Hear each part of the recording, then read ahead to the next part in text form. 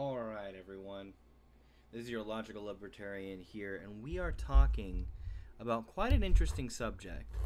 We're talking about hate speech today. And, oh, damn. And for hate speech, I've always found it interesting because a lot of times in the debate, you run into people who have good intentions and say that no, hate speech, should be illegal. Hate speech is bad. They consider it violence and all these other things. And people take the stance that I usually take, which is, well, hate speech kind of can be protected as free speech. At least the way hate speech is defined by those who are arguing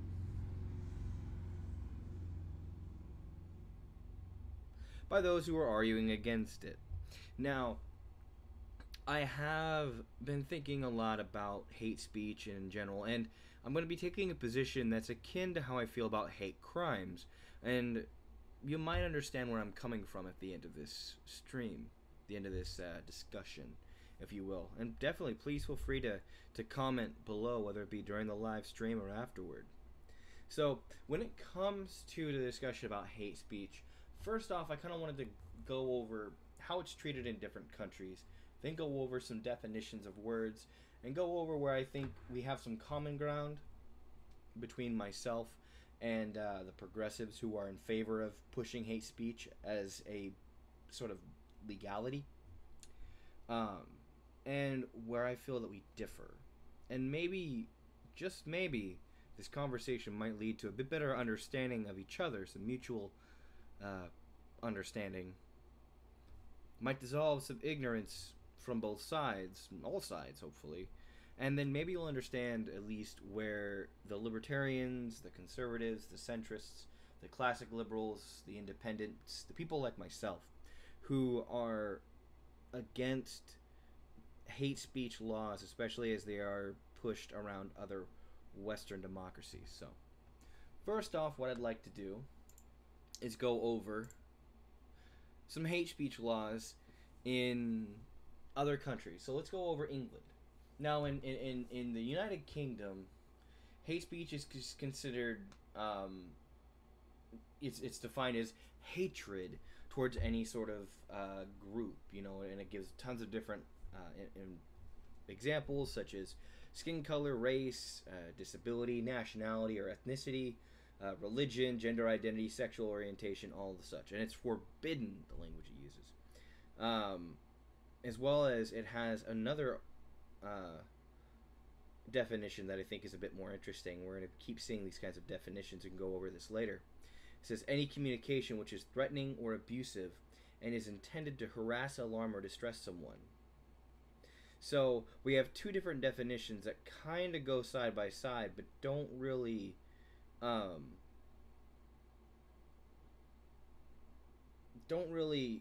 work. There's a difference between hatred and essentially harassment. And those are the two different definitions. One is harassment. The other is essentially any sort of criticism or anything that can be interpreted as negative towards any of those categories. And it has to be specifically on those categories. So it is very limited, if instead you're just like, oh, construction workers are a bunch of fags, you say something like that, well, that's not going to be considered hate speech, because it's not, one, considered threatening, and two, it's not attacking any of those things listed. So it does create a sort of void for harassment in a way, and a void in what they're trying to defend.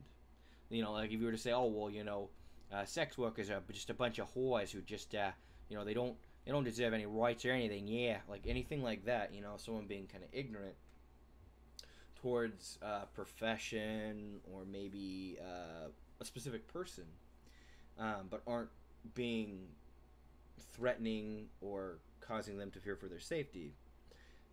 It leaves that gap, but it does allow instead.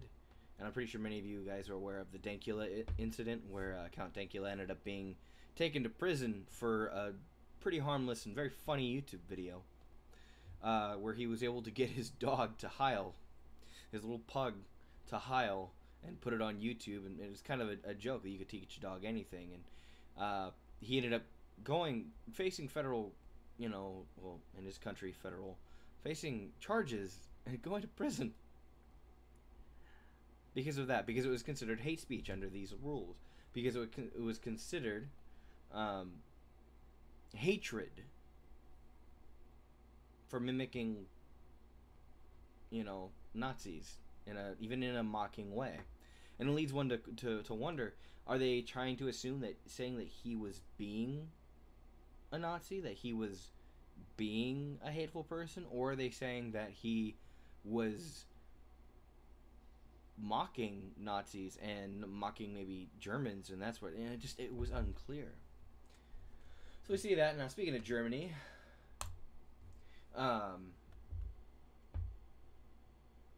and I'm gonna try to pronounce that.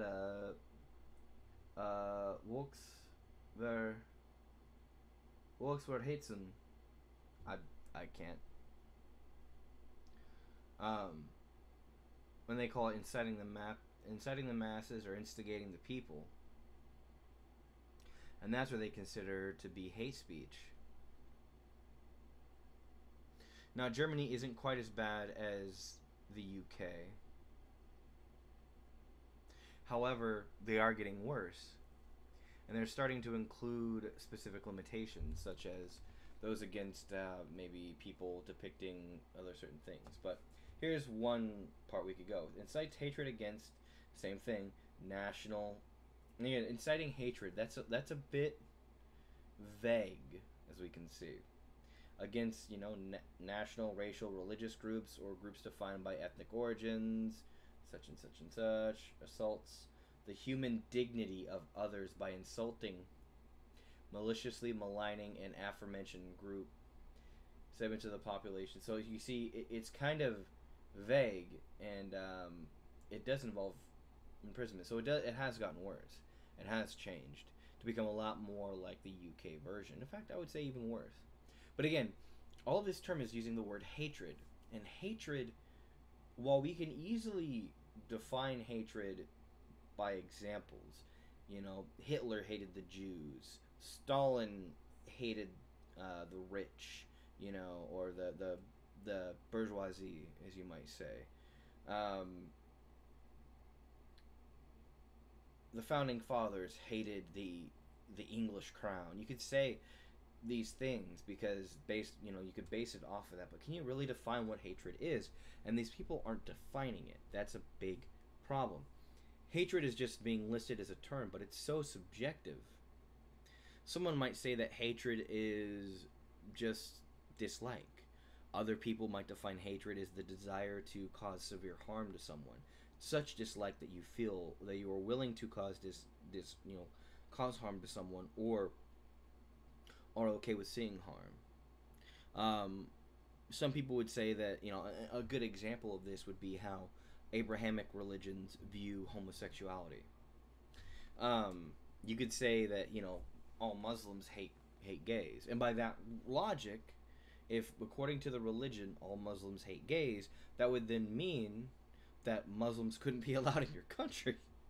That being a Muslim is technically hate speech. But then you would say, well, then that's technically hate speech because you're saying that, well, and you might say that gays would feel the same way towards Abrahamic religions. They are hateful of Islam and Christianity and Judaism because they all have literature within their respective scriptures that advocate for not only hatred and disdainment, but violence towards them for no good reason other than, well, God said so.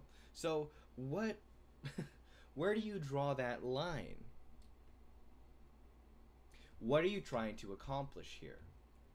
And this line is so dangerous, and I think a good example, and this is why I'm glad to be an American, because Americans understand that line is dangerous. Now we have the First Amendment. And while the First Amendment doesn't specifically say, yeah, including hate speech, the Second Amendment also doesn't say, yeah, including automatic weapons. But both can be implied based on the fact that it is a strict, open, anti-limitation document. It's stating that the government cannot place a limitation on that. Not stating that the government is allowed, it's not stating what limitations can be placed. It's specifically stating what limitations cannot. See, the U.S. was a lot smarter, and the Supreme Court has issued quite a few times and ruled quite a few times that, well, it's not really hate speech. Technically, what you define as hate speech is protected in the Constitution, such as criticisms, even dislike, expressing openly in public dislike for specific groups.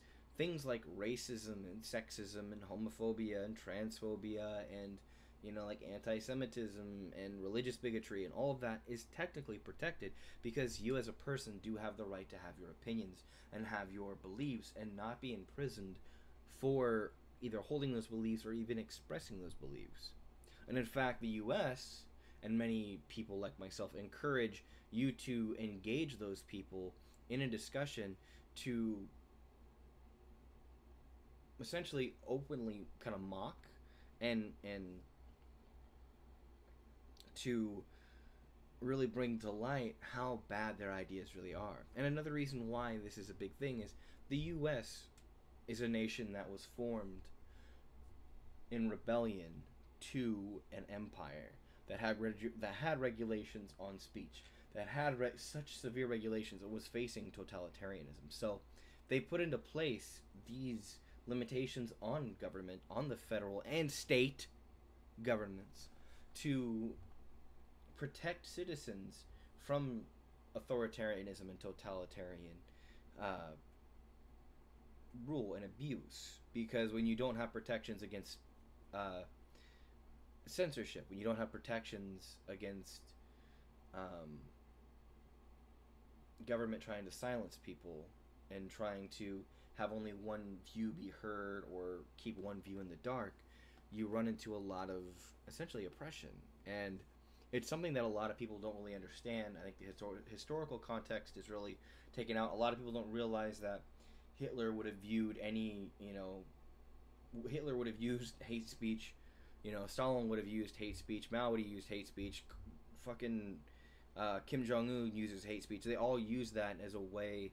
They would use that legal term as a way to silent dissenters and to really control what people hear and the media and information and ideas that people have access to. So that's the perspective that a lot of people like myself, again, libertarians, some conservatives, not all, because there are a lot of conservatives that also support the idea of hate speech and are fucking nuts, but there are conservatives, classic liberals, a lot of moderates, centrists, independents, that all really agree that, the hate speech as defined by just expressing dislike, distaste, criticism, anything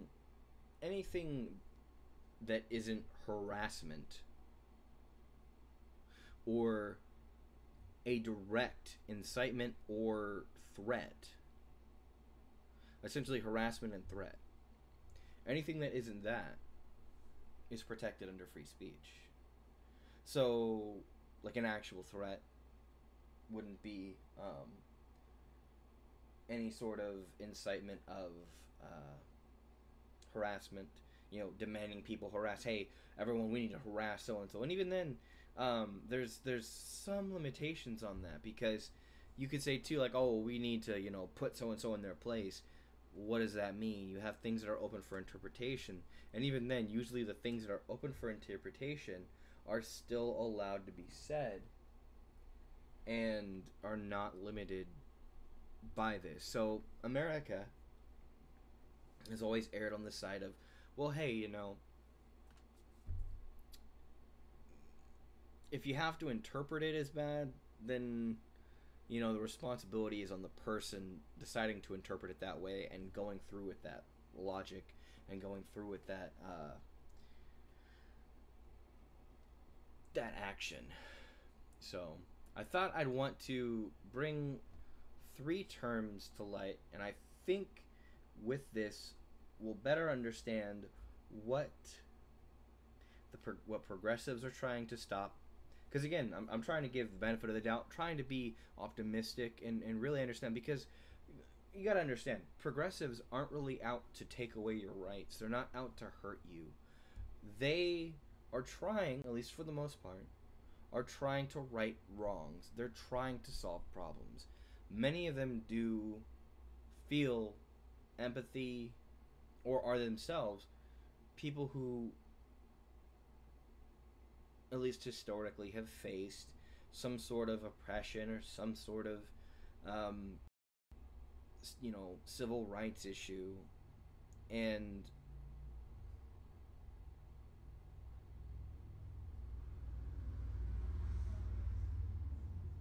whenever I go to record, it doesn't happen all day. Well, I chose 5:30. That's why. But they face some sort of civil rights issue. They face some sort of oppression or anything like that, and they're trying to champion them, even if they don't need championing anymore. And I understand that. Some of it I do think is very sycophantic and self-serving, but I do understand some of the point. What I think they're trying to prevent mostly is harassment. And I agree with that. Harassment is a bad thing. Sexual harassment, um, just abuse, any sort of stalking. And the thing is, harassment, though, isn't just based on any specific thing. Harassment is an individual issue. Harassment isn't based on any sort of collective identifiers like race or gender or anything like that. And the thing is, harassment is already illegal. You can get a restraining order. You can have a police report filed for harassment. You can let your management know if you're being harassed at work. There's so much you can do already for harassment. And if people are harassing you, which is continual, essentially continual negative or at least concerning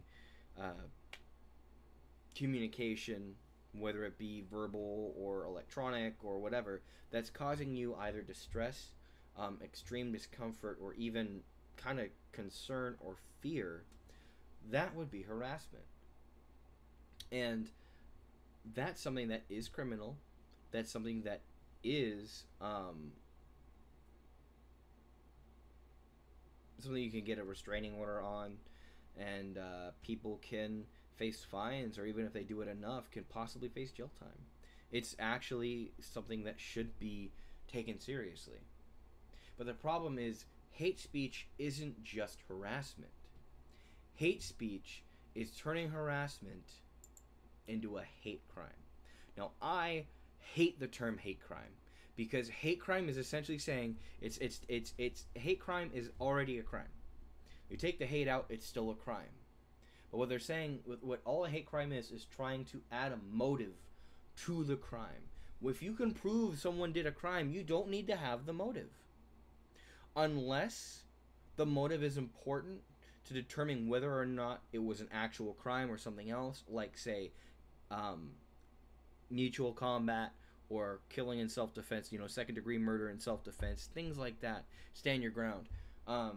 Or, maybe accidental theft, where you forget you put something in your cart and you didn't check and you walk out, oh, I forgot that, and you give it back. Well, then that's no longer a crime. Technically, you committed theft, but you returned it and apologized, and then maybe they can refuse to press charges. Or if they still try to, you can explain, hey, on there, I returned it, I apologized, I felt stupid, we went over the cart together, I followed their policies once they found out, I didn't try to run. You can then create a case for a motive to make a case, but then again, that's always specific. Hate crimes, saying, oh, someone was assaulted. Oh, well, we're going to try to get you for even more years. And we're going to try to say it's a hate crime. You essentially raise the stakes for no value other than trying to punish people. And that's it. And again, it's trying to turn the crime from a individual crime where either an individual or group of individuals infringe upon the rights of another individual or group of individuals, and turn it into a collective crime where it's not just a crime against this person or this handful of people. No, it's a crime against an entire race, an entire gender, an entire sexuality, an entire religion. And that's the problem. And I understand it's trying to curb hatred, but all you end up doing is making it worse. Hate crime is fucking stupid. It is very, very ineffective, and all it does is make things worse. You try to tack on penalties for things that shouldn't be there. Essentially, every rape should be considered a hate crime because it's typically towards a woman, from a man towards a woman. So every rape should be considered a rape crime. Why? Because they're a woman. You could make that argument, even though you're gonna lose. And if you try to base it off, no, not just that they committed rape, but they committed a hate crime, now you risk the fucking case. Every assault, you try to make it a hate crime. You know, oh, they were gay. Well, did the person even know they were gay? No. Maybe it was one gay person towards another gay person. Oh, they're Hispanic and this person's white, so we're going to say it's a hate crime. Did they say anything that made it seem a hate crime? Oh, well, on social media they said that they're, against illegal immigration. That doesn't mean that it's a hate crime.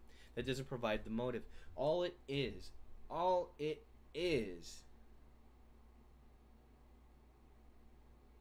an attempt to control thought.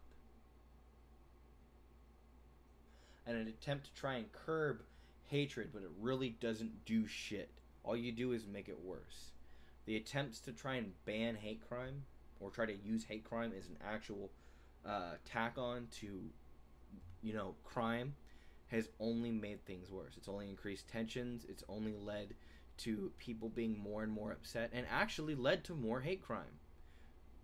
More people actually having those biased motivations to commit criminal acts. So here's what I suggest. Take it away. You don't need the hate crime part. You know why? Because it's already a crime.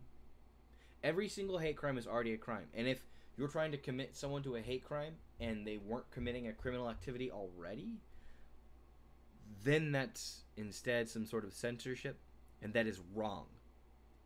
And that's where we get to the real problem with hate speech. Any type of harassment typically falls under hate speech. But when you have anything in hate speech that doesn't fall under harassment, it's no longer trying to prevent crime. It's now become censorship. It's now become wrong. It's now become an overstep. You see, this is the problem. I am in 100% with progressives who want to end harassment or want to continue to punish harassment and maybe make it more criminal than it already is. Fine, let's look into that. Let's discuss harassment, how it's treated by law, where it should be, how we should deal with it, how we should treat it. I'm all for cracking down on crime. 100%. But when it comes to cracking down on people's views, even if they're bad, even if they're disgusting, if they're not threatening someone or not demanding someone be harmed, why the fuck should I care? Why in the fuck should we be trying to take down people for things that they really didn't do wrong, for crimes they didn't commit? Again, hate speech is essentially turning harassment into a hate crime, but then it's tacking on more. It's the danger of hate crimes. It's the danger of trying to use hatred. Is a subjective, unmeasurable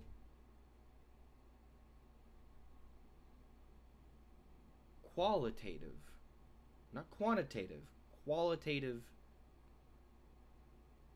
adjective, and trying to tack that on to criminal activity, tack that on and use that in a way to deter certain activity. And that's the other thing. I do not believe, this is just the Libertarian coming out, I do not support preemptive law in trying to stamp out. Because that's the other part. A lot of people think, well, hate speech. Well, if someone says they hate, a certain race or a certain gender or a certain sexual orientation or ethnicity or whatever, that means that they might create violence. It might lead to them becoming violent. And Well, that's very much true in some cases. You have to understand if you know, look at it this way. Grandpa or our crazy uncle at Thanksgiving that talks about how, you know, the fags shouldn't have rights and the niggers should still be in the fields and the fucking spick should be out of here and, you know, the women should be in the kitchen. You know, that ignorant motherfucker at the fucking kitchen table who says that shit, who honestly should just be looked at with a blank stare and just kind of like, oh yeah, sure, grandpa, pass the salt please, you know, we don't care to hear what the fuck you're talking about. That person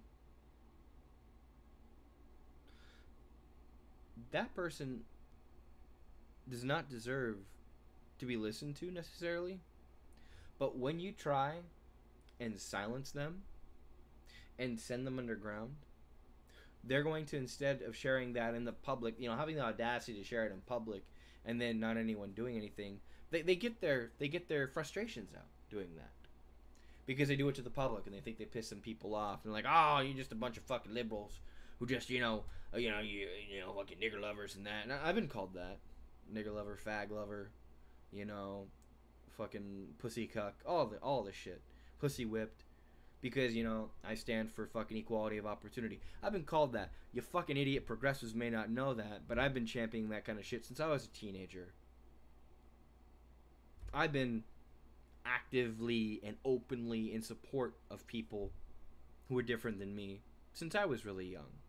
And I've had to face being called that kind of stuff. Being threatened to be assaulted. Stuff like that. From my own family. Not so much the assault part from my family, but being called some pretty rude things. So, I understand that them being able to vent that and then feeling like they have some sort of confrontation with you in public or in private, but in a pretty public private, like at a family gathering, that keeps them at bay. It allows them to maybe sit there and think, oh, maybe my ideas are kind of bad. Maybe they'll be changed. Maybe they won't. But at least they're getting their ideas out there and not being silenced and having to sit and stir and think and read fucking, you know, shitty websites that say that validate their ideas and make them feel vindicated, and then they share that shit in chat rooms where you don't really watch or monitor. Then you have a fucking Charleston happen. You have a group of a bunch of angry, hateful people meet up and make some threats and demands.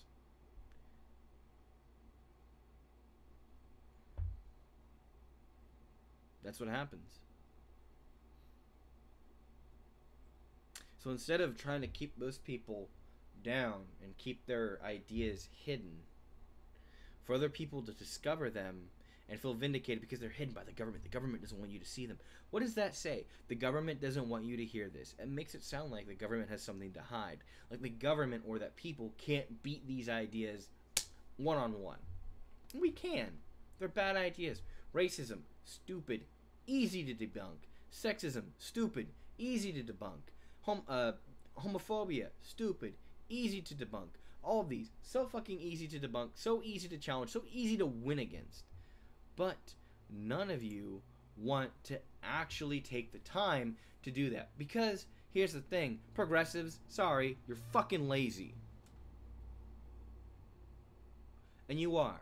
You are lazy. I don't know how many times in debate I bring up something and you say, well, it's not my job to provide, you know, links, or my job to provide logical arguments, or my job to explain my position. Yes, it is. You're fucking lazy. You need to be able to defend your positions, to provide sources, to provide reasoning, to provide explanations. And your laziness and this entitled idea that you shouldn't have to hear or deal with the ugly part of being in a fucking free society is what leads to the pushes for these stupid ideas like hate speech and censorship to keep you from being inconvenienced by hearing stupid and bad ideas and having to actually be an adult and an intelligent citizen and actually defend your ideas, to counter theirs, to debunk theirs, to think for a few seconds and actually do something. And that's what pisses me off. I know, I want to reach out to you guys and agree, hey, harassment, agreed, I want to fucking fight that. I want to fight harassment, I want to. I will hold hands with you and jump into this fucking fire and actually fight something that needs to be fought. Harassment. But I am not going to stand for censorship because you are too fucking lazy, entitled, and just not smart enough to be able to defend what should be easy to defend ideas like equality of opportunity and equality under the law from idiots who think that racism's okay, who think that sexism is okay, who think that the gays should be slaughtered or kept in a certain area, who thinks trans people should be abused. No, that's fucking wrong. And I stand against that. All of us who are opposed to banning hate speech stand against that. And we instead agree that what should be done is actually challenging those people when they come forth. To shine a big old fucking spotlight on them in front of everyone, so that way they can be made a fool of and the world can see what fucking cretinous idiots they actually are. Anyway, that was my fucking rant. Again, if you're a progressive and you think hate speech should be a thing and you're okay with, you're in the US and you think that the German or UK example is good, feel free to reach out to me and explain your position. Maybe I'm wrong. Maybe you're not lazy. I think I understand what you're coming from, which is you want to end, you're trying to champion who you feel are oppressed or are the downtrodden, and that you are trying to combat harassment as well as trying to preemptively prevent any groups from rising up. But I think you're going about it the wrong way. I think you're fucking lazy in your tactics or ill thought at the best. And I think that there are better ideas and that you could actually learn a lot from talking to other people. I do think there are some people who are in favor of hate speech laws that actually truly want to ban ideas they don't like hearing. They're tired of hearing capitalists and pro-gun people, and maybe they don't want to hear libertarians talk anymore. There are definitely a lot of conservative Christians and Muslims who would love to have atheism and pro-LGBT activism be banned. But that's the other thing, is I don't think you realize, in allowing for interpretations of hate speech to be banned, you end up creating something where your enemies can use it against you. That's something that a lot of people don't really understand with such things. They don't have such a logically bound and reasonably driven brain where whenever coming up with an idea for how to combat something, they never think about, well, can this backfire?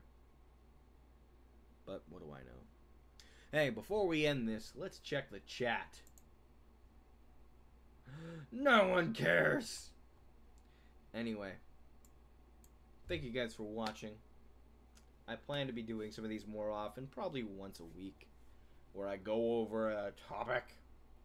Again, if you are in favor of banning hate speech, just consider whether or not you're trying to end curb harassment, or if you have some other motives, and maybe you should be focusing on something different. But y'all have a good night. Stay fucking logical.